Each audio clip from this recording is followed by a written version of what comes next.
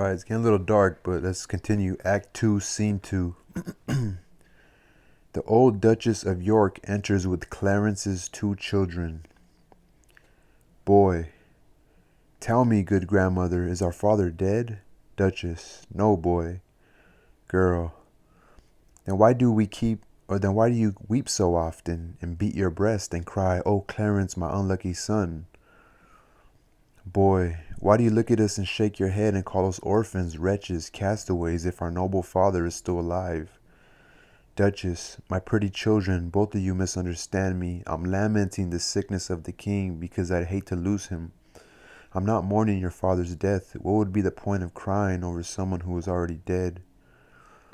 Boy, so you're admitting, Clarence, my father is dead? My uncle the king is to blame for this. God will take revenge. I will pray every day that he does. Girl, and so will I. Duchess, quiet, children, quiet. The king loves you very much. Innocent sweethearts, you have no idea who's responsible for your father's death. Boy, yes we do, grandmother, because my good uncle Richard told me. He said the king was forced by the queen to make up charges against my father that would send him to prison. When my uncle explained this to me, he wept and hugged and kissed me. He told me I could rely on him as if he were my father, and he said he would love me as if I were his child. Duchess, ah, it's a shame that a liar can seem so nice, hiding his wicked intentions under a mask of goodness. He is my son, yes, and I'm ashamed of him, but he didn't get his deceitfulness from my breast. Boy, you think my uncle was lying, grandmother? Duchess, yes, boy. Boy, I can't believe that. Wait, what's the noise? Queen Elizabeth enters with her hair undone. Rivers and Dorset follow. Queen Elizabeth, no one can stop me from wailing and weeping about my terrible luck.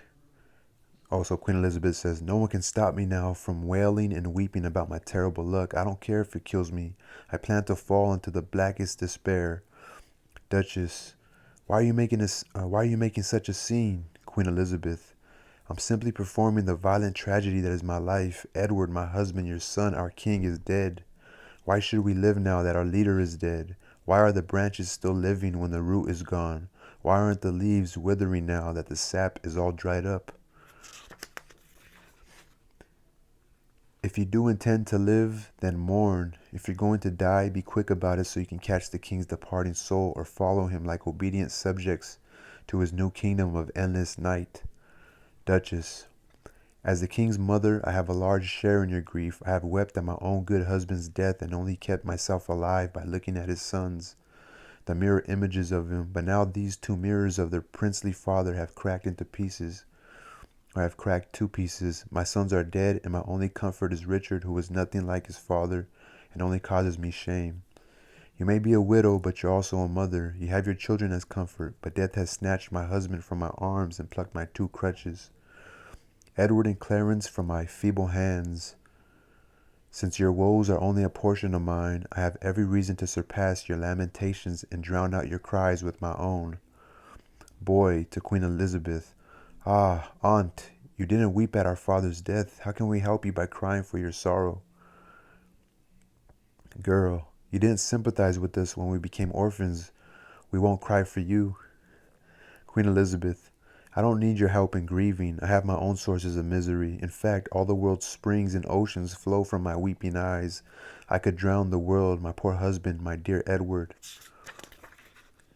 Children, our poor father, Clarence. Duchess, my sons, Edward and Clarence. Queen Elizabeth, what support did I have other than Edward, and now he's gone? Children, what support do we have besides our father, and now he's gone? Duchess, what support did I have besides my two sons, and now they're both gone? Queen Elizabeth, there has never been a widow who suffered such loss as mine. Children, there have never been orphans who suffered what we have. They're going back and forth. So, Duchess, there was never a mother who suffered so much loss. Alas, I am the mother of all these other griefs. I am the mother of all these others' griefs. Each of them has a single loss, while I share them all. She weeps for Edward, and so do I, while she does not weep for Clarence, though I do. These young children cry for Clarence, and so do I, though they don't cry for Edward as I do. Alas, all of you can turn to me with your sorrow, because I feel all of it. I will comfort you by adding my own grief to your sorrow. Dorset to Queen Elizabeth. Calm down, dear mother. God is unhappy that you've responded so unthankfully to his doings. In everyday life, when a person is unwilling to pay back a loan that was generously offered, he's considered ungrateful. How much worse is it when heaven is the lender, as in your case? Rivers. Be a careful mother, madame, and think about your son, the young prince. Send for him right away and have him crowned.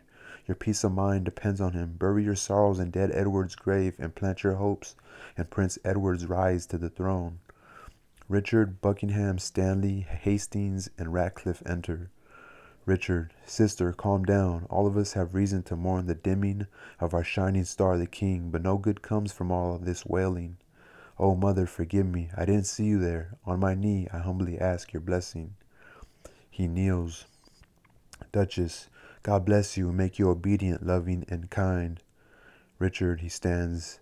Amen to himself. And make me die a good old man. That should be the point of a mother's blessing. I'm surprised my mother forgot to make it. So Buckingham, you mournful princes and grieving gentlemen who have been sharing this burden of grief, now it's time to cheer each other up with love. Though we have lost a generous king, we are about to enjoy the benefits of a new king. We must preserve our good will toward each other and not break into factions again. I think a few members of the court should fetch the young prince from Wales and bring him to London to be crowned our king. Rivers, why only a few courtiers, my lord? Why only a few courtiers, my lord of Buckingham?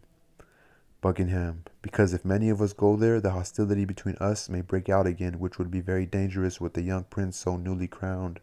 When you have a situation where everyone seems free to take off on his or her own, it's important that the heads of a state keep a low profile. We wouldn't want the prince or his new authority to be undermined by squabbling factions. Richard, the king made peace among all of us. I, at least, intend to stick to our agreement to get along. Rivers, and so do I. I think we all do. But since our agreement is a recent development, it shouldn't be put to the test, which could happen if the coronation turned into a huge ceremony. So I agree with noble Buckingham. Only a few should go to meet the prince. And that's when earlier Rivers asked Buckingham, why only a few courtiers? Courtiers? Courtiers, meaning why only a few people to go get the young prince and bring him back. So anyway, Hastings says, I think so too. Meaning they're not going to have a big ceremony for the burial. So Richard, then we're agreed. Now we need to figure out which of us will go to meet him. Madame and mother, will you go to offer your support to this weighty business? Everyone but Buckingham, and Richard exits.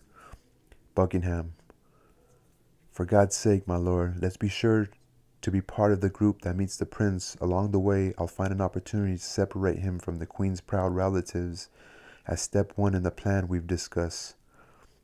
Richard, you are my other self, my oracle, my prophet, my dear brother. I plan to act like a child and do exactly what you say. To Wales then, for we will not be left out. They exit. So that's the end of Act 2, Scene 3. No, Act 2, Scene 2. So I think Buckingham is also someone who's bad. Anyway, peace.